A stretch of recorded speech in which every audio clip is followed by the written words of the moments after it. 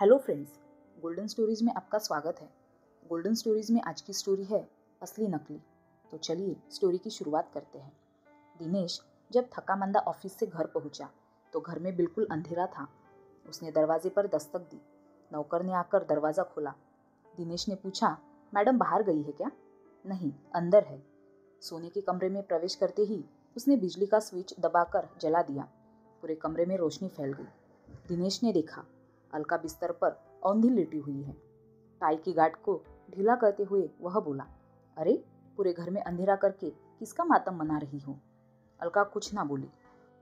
सोई हुई हो क्या? दिनेश ने पास जाकर पुकारा। फिर भी कोई उत्तर न पाकर उसने अलका के माथे पर हल्के से हाथ रखा। अलका, मत छुओ मुझे, आप प्यार का ढोंग करते हैं। आपको मुझसे जरा भी प्यार नहीं। ओह, दिनेश मुस्कुराया। अरे यह बात है। मैंने तो सोचा कि अलका मर गई। अगर ऐसा होता तो आपके लिए अच्छा होता। अलका रो रही थी। अरे तुम तो रो रही हो। मैं पूछता हूँ, तुम्हें यह प्रमाण पत्र किसने दे दिया कि मैं तुम्हें प्यार नहीं करता? अलका तेवर चढ़ाकर बोली, प्रमाण पत्र की क्या आवश्यकता है? मैं इतनी नासमझ तो नहीं, मुझे सब पता है। ओह, आज अचानक तुम्हें क्या हो गया है जो इस तरह बरस पड़ी? अलका आंसू पोंछती हुई बोली, आज मैं लेडीज़ क्लब गई थी तो। अलका फिर रोने लगी। दिनेश ने पूछा, तो? क्लब में सब महिलाएं बता रही थी कि उनके पति उनसे कितना प्रेम। और मैं? अलका फिर सिसकने लगी थी। दिनेश बड़ा परेशान था। आखिर लेडीज़ क्लब के साथ पति के प्यार का क्या संबंध है? दिनेश को कुछ समझ नहीं आ रहा था। अलका रोते रोते बोली, शकुंतला बता रही थी कि उसके पति को उससे इतना प्रेम है कि वह हर महीने कुछ न कुछ उपहार लाकर जरूर देता है।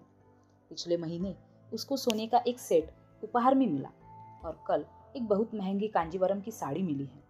सरला बता रही थी कि उसे उसके पति ने जड़ाऊ सेट दिया है और एक दूसरे सेट के लिए ऑर्डर दिया है। उमा बता रही थी कि उसे हीरे का। अरे बस भी करो, मुझे ज़रा सांस तो लेने दो। हाँ हाँ, ये सब बातें आपको क्यों भाएंगी? आपको क्या मालूम है अपने दिल पर पत्थर रखे कैसे मुंह छिपाए बैठी थी। मुझे तो आपने कभी कुछ दिया नहीं। अलका जोर जोर से रोने लगी। अरे अलका, तुम तो सचमुच बच्चों जैसी बातें करती हो। भला प्यार की नाप तोल सोने और हीरो से की जाती है क्या? प्यार तो दिल से होता है पगली। अलका झुंझला कर बोली, उमा का पति आपसे कितना जूनियर है? सरला का आदमी भी तो आपसे जूनियर है। जब आपके जूनियर अफसर अपनी पत्नियों को हीरे जवाहरात का सेट दे सकते हैं तो आप क्यों नहीं दे सकते? इसका मतलब तो यही है कि आपको मुझसे जरा भी। अलका फिर से आंसू बहाने लगी। अलका, मैं जानता हूँ ये लोग अपनी पत्नियों को कैसे भेंट देते हैं, मगर मैं उस रास्ते पर नहीं जाना चाहता। अलका, तुम यह सोचो, हमें जो तनख्वाह मिलती है उसमें से घर का किराया देकर, नौकर चाकर रखकर, अच्छी तरह खा पी कर इस महंगाई के दिनों में कितने रुपए बचते हैं? जो थोड़ा बहुत बचता है उससे हर महीने महंगी महंगी चीज़ें खरीद कर लाना असंभव है। दिनेश समझाने की कोशिश कर रहा था। मुझे किसी भी तरह हीरे का सेट चाहिए। अलका चिल्लाती हुई बोली, असंभव। दिनेश रुक रुक कर बोला, मैं सच्चाई के रास्ते पर चलता हूँ। मुझे गलत रास्ते पसंद नहीं। रिश्वत लेना मैं गलत समझता हूँ। अगर वे गलत तरीके से रुपए कमाते हैं तो कमाने दो, मगर मैं अपने रास्ते से नहीं हटूंगा। तुम यह अच्छी तरह समझ लो। दिनेश उत्तेजना से हाफ रहा था। यही आपका अंतिम निर्णय है? अलका गरजती हुई बोली, हाँ तो आप भी जान लीजिए, मुझे जब तक जड़ाऊ सेट नहीं मिलेगा मैं पानी भी नहीं पीऊंगी। अरे भाई, यह क्या बचपना है? सुनो तो। मगर कौन सुनने वाला था? अलका पैर पटकती हुई दूसरे कमरे में चली गई और उसने दरवाज़ा बंद कर लिया। उस रात ना तो अलका ने और दिनेश ने ही खाना खाया। दिनेश बहुत परेशान था। वह सोच रहा था, जो जिद अलका कर रही है उसे निभाना उसके लिए असंभव है, तो क्या करे वह अलका की जिद से भली भांति परिचित था। तो क्या सचमुच अलका भूख हड़ताल करके अपनी जान देगी? सोचते सोचते न जाने कब उसकी आंख लग गई। सुबह वह अलका से बोला, अलका, हमारी शादी की वर्षगांठ 15 दिनों बाद है ना? अलका ने झट मुंह फेर लिया। ओ, तुम बोलोगी भी नहीं? अरे मैं मान गया तुम्हारी शर्त। 15 दिनों बाद देखना मैं तुम्हें क्या उपहार देता हूँ। दिनेश खुश नजर आ रहा था। क्या? अलका ने अस्फुट स्वर में पूछा। मैं तुम्हें एक शानदार सेट उपहार में दूंगा। दिनेश बोला। सच? हाँ सच। दिनेश बोला, और सुनो, हमारी शादी की सालगिरह पर जिन जिन को बुलाना है उनकी एक लिस्ट बना लो। ओह, आप कितने अच्छे हैं। खुशी से अलका की आंखें चमक उठी। आखिर शादी की सालगिरह का दिन आ गया। अलका उस दिन खूब सज धज कर तैयार हुई। वह मन ही मन बोली, अब मैं सबको दिखा दूंगी मेरा पति मुझे कितना प्यार करता है। सरला, उमा, हर कोई मन ही मन जलेगी। एक एक करके मेहमानों से घर भरने लगा। चारों ओर से बधाइयाँ आ रही थी। अलका बहुत बहुत शुक्रिया कहकर सबका स्वागत कर रही थी। उधर दिनेश भी मेहमानों की खातिरदारी में जुटा हुआ था। अचानक दिनेश ने अलका को बुलाया। अरे सुनो, तुम्हारा इनसे परिचय करा दूं। और एक बड़ी उम्र के व्यक्ति की ओर इशारा करके बोला, यह है मिस्टर हंसराज, मेरे बॉस। नमस्ते। अलका ने मुस्कुराते हुए कहा, नमस्ते। मिस्टर हंसराज बोले, अरे मिसेस दिनेश, आपने तो इतनी भारी पार्टी दे डाली। बहुत अच्छा बंदोबस्त किया है आपने।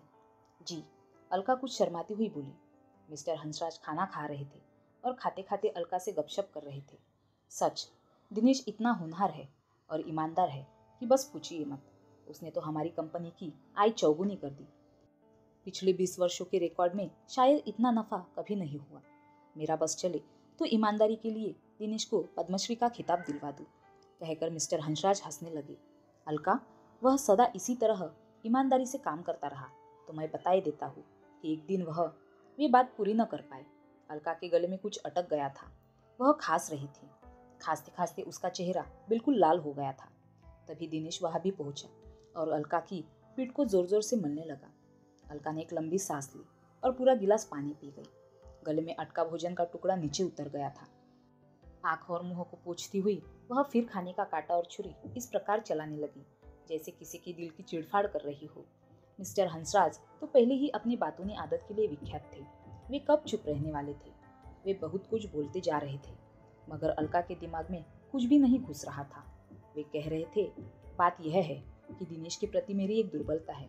आज अगर मेरा इकलौता पुत्र राजीव जिंदा रहता तो ठीक इसी उम्र का होता। खैर, अरे देखिए, हम भी खाते ही रह गए। सबने तो खा भी लिया। अगर और ज्यादा देर इधर बैठे रहे तो लोग सोचेंगे पार्टी का सारा खाना बूढ़ा खा गया, और वे ठहाका मारकर हंसने लगे। मगर अलका को न जाने क्या होता जा रहा था। उसका दम घुटने लगा। अलका, जो कुछ देर पहले खुशी से फूली नहीं समा रही थी, अब बिल्कुल उदास लग रही थी। सब मेहमानों को विदा कर रात को जब अलका ने अपने कमरे में आई तो देखा दिनेश सामने खड़ा मुस्कुरा रहा है। हंसते हुए उसने पूछा, कहो कैसी रही? मैंने कहा था ना, बहुत शानदार पार्टी दूंगा। अब बोलो, तुम्हारे दिल में अब तो कोई शक नहीं की? अरे अलका, तुम रो क्यों रही हो? तुम्हें क्या हुआ? कुछ बोलो तो। अलका दोनों हाथों से अपने गले को पकड़े थी जैसे उसका दम घुट रहा हो। दिनेश ने प्यार से कहा, अलका, क्या तुम्हें? अलका से अब खड़ा नहीं हुआ जा रहा था। वह दिनेश से लिपट कर फुट फुट कर रोने लगी और बोली, मुझे यह हार काट रहा है, मेरा दम घुट रहा है। मेरी खुशी के लिए तुमने घुस ली। तुम्हारे बॉस को तुम पर कितना विश्वास है, उनकी कितनी उच्च धारणा है तुम्हारे लिए। पर जब उन्हें मालूम होगा कि तुम बेईमान हो, घुसखोर हो तो? अलका का रोना रुक नहीं रहा था। मैंने ही तुम्हें घुस लेने के लिए विवश किया। मैंने ही तुम्हें गलत रास्ते की ओर पैर बढ़ाने को मजबूर किया। मैंने बहुत बड़ा गलत काम किया है। मगर यह बात तुम्हारे दिमाग में किस तरह आई? जब तुम्हारे बॉस यह कह रहे थे कि तुम कितने ईमानदार हो तो मेरे दिल में एक तीर सा चुभ रहा था। मगर अलका, तुम्हें किसने कहा कि मैंने यह पार्टी घूस के पैसों से दी है? वाह, आप ही ने तो कहा था कि जो तनख्वाह आपको मिलती है उसमें इतनी खरीदारी नहीं कर सकते। उमा बता रही थी कि उसने भी बिल्कुल ऐसे ही सेट 2 लाख रुपए में लिया था, और ऊपर से इतनी शानदार पार्टी। यह सब घुस के पैसों के बिना असंभव है। मुझे ये गहने काटे जा रहे हैं। मुझे नहीं चाहिए, नहीं चाहिए। दिनेश अलका की बात सुनकर ठहाका मारकर हंसने लगा। पागल, मैं यह दूसरी औरतों की बातों में नहीं आने वाला। अपनी आंखों से आंसू पोंछ डालो। क्या? अलका आश्चर्य से दिनेश का मुंह देखने लगी। अरे, इस जड़ाऊ सेट का दाम केवल 3000 रुपये है। क्या? अलका ने अविश्वास से दिनेश की ओर देखा। हाँ, यह कोई असली थोड़ी ही है, यह तो नकली है। मैंने सोचा साल में 2 या 3 बार पहनने के लिए ये नकली गहने ठीक है। क्या फायदा सोने के उन जेवरों का जो चोरों के भय से बैंक के लॉकर में पड़े रहते हैं। सच, मगर पार्टी में तो बहुत पैसे निकल गए। उसका पैसा कहाँ से मिला? दिनेश झट से बोला, तुम्हारी सोने की करधनी गिरवी रख कर। तो फ्रेंड्स, ये स्टोरी आपको कैसी लगी कमेंट करके बताना। स्टोरी अच्छी लगी हो तो वीडियो को लाइक करना, शेयर करना और चैनल को सब्सक्राइब करना। धन्यवाद।